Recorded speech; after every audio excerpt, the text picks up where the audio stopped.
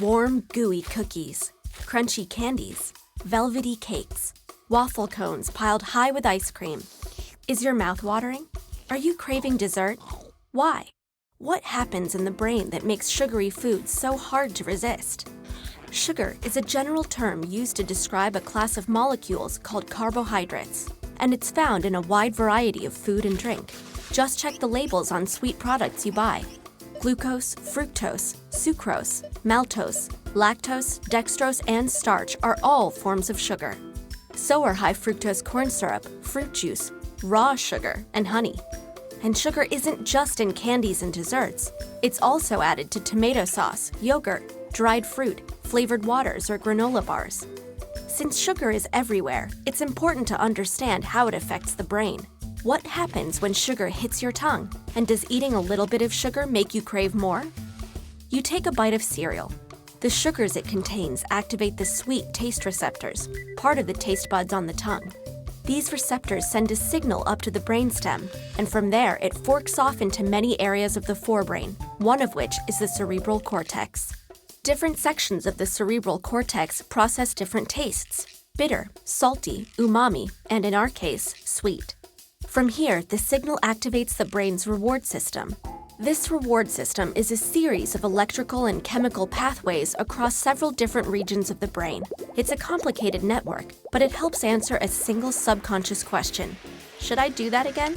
That warm, fuzzy feeling you get when you taste grandma's chocolate cake? That's your reward system saying, yes. And it's not just activated by food. Socializing, sexual behavior, and drugs are just a few examples of things and experiences that also activate the reward system. But overactivating this reward system kickstarts a series of unfortunate events: loss of control, craving, and increased tolerance to sugar.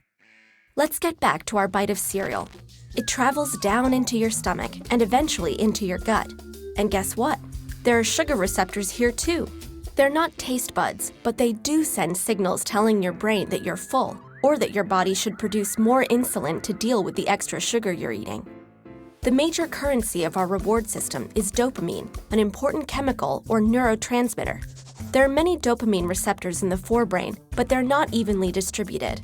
Certain areas contain dense clusters of receptors, and these dopamine hotspots are a part of our reward system. Drugs like alcohol, nicotine, or heroin send dopamine into overdrive, leading some people to constantly seek that high. In other words, to be addicted. Sugar also causes dopamine to be released, though not as violently as drugs. And sugar is rare among dopamine-inducing foods.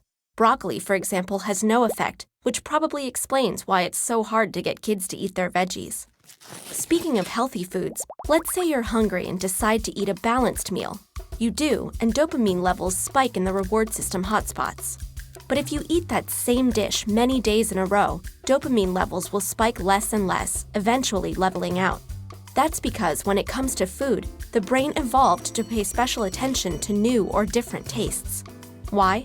2 reasons. First, to detect food that's gone bad.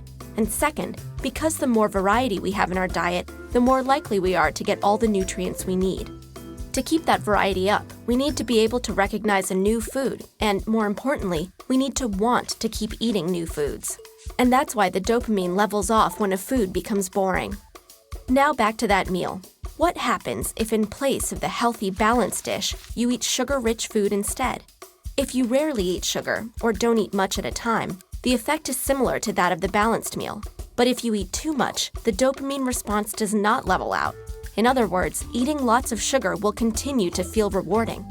In this way, sugar behaves a little bit like a drug. It's one reason people seem to be hooked on sugary foods. So think back to all those different kinds of sugar. Each one is unique, but every time any sugar is consumed, it kickstarts a domino effect in the brain that sparks a rewarding feeling. Too much too often, and things can go into overdrive. So yes, overconsumption of sugar can have addictive effects on the brain. But a wedge of cake once in a while won't hurt you.